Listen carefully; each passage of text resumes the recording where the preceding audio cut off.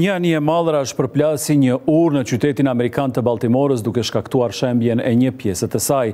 Disa vetura ranë në ujë derisa aksidenti mbetet i paqartë. Pamjet horror tregojnë momentin kur ura e Francis Scott Key u shkatrua pasi një anije u përplas në pjesën qendrore të strukturës rreth orës 1:30 minuta të mëngjesit, duke goditur shtyllën e urës, ndërsa automjetet ranë në ujë. Autoritetet kanë nisur hetime të thella për rastin, ndërsa udhëtarët që rastisën dyshohet se kanë vdekur, ndërsa ishin rreth 20 persona mbi urë dhe 7 po kërkohen ende në lumë.